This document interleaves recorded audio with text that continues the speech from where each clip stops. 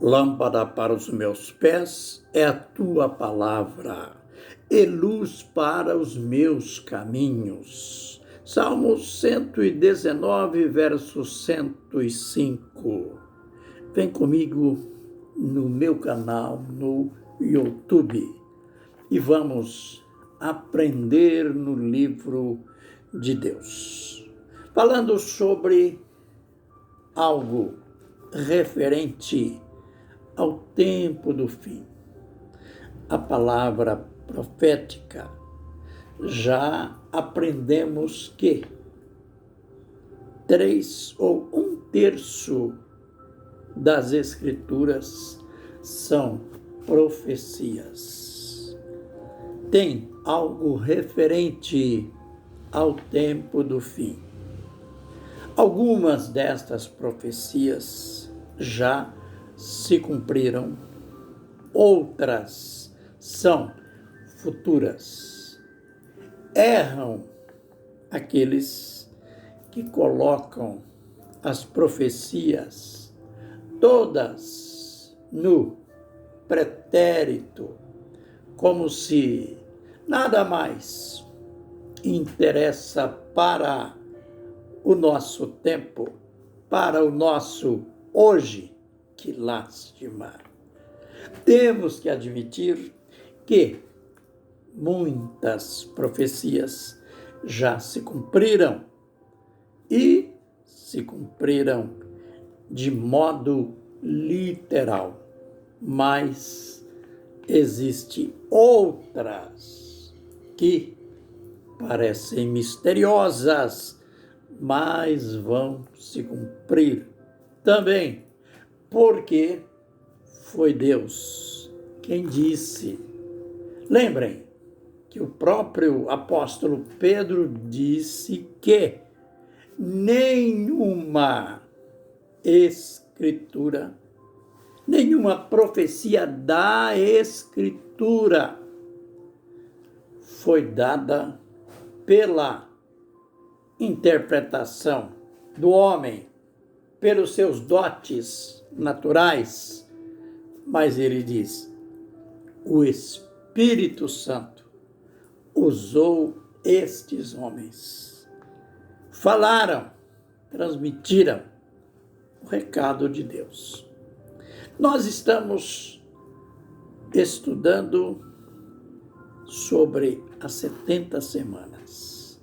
Aliás, por falar em profecias cumpridas, no próprio conteúdo desta profecia, a gente já falou de pontos, de fatos que já se cumpriram. E nós estamos dentro do texto, naquele parêntese imaginário. Imaginário porque alguns questionam que a profecia, que os acontecimentos, que tudo aqui se refere a acontecimentos a tempo, a semanas consecutivas, quando na realidade não se descobre, não se percebe isso no texto. Mas, como falamos ontem, surgiu algo novo entre a semana de número 69 e a última, que ainda é futura.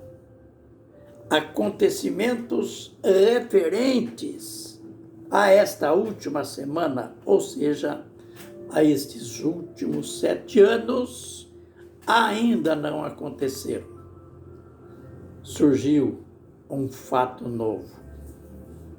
Jesus veio conforme anunciado com muita antecedência na profecia.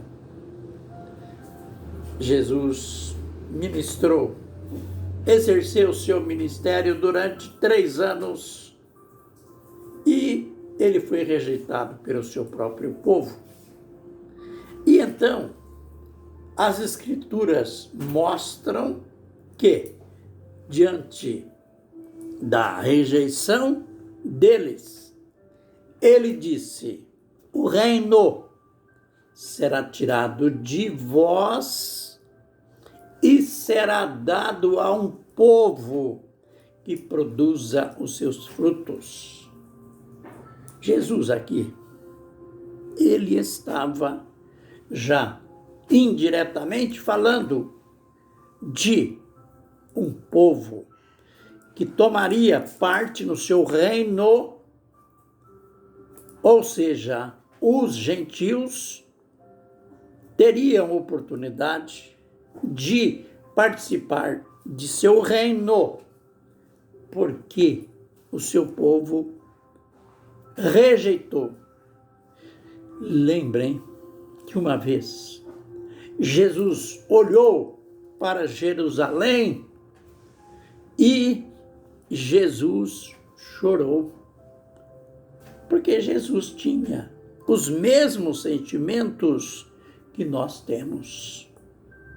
Ele era homem, ele era totalmente homem e totalmente Deus em plenitude. Ele era o Deus encarnado.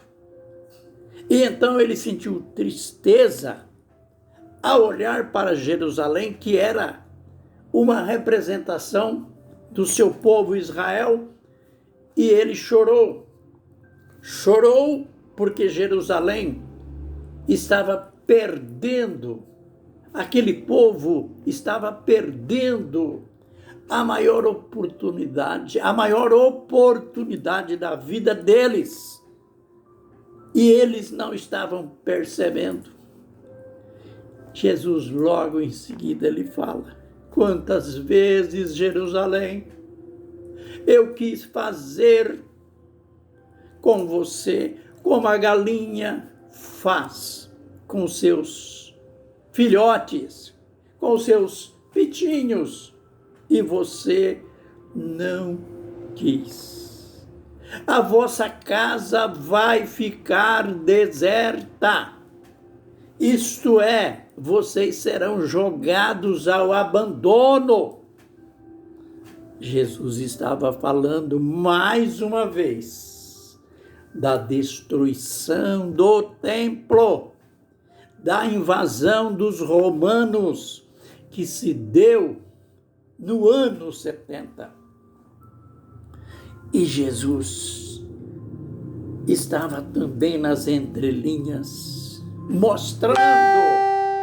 mostrando que aquilo que eles rejeitaram, os gentios tomariam posse, porque ele já tinha prometido, ele já tinha declarado, Mateus capítulo 16, verso 18, edificarei a minha igreja e as portas do inferno não prevalecerão contra ela. Esta declaração da edificação da igreja, que aconteceu no dia do Pentecoste, quando o Espírito Santo veio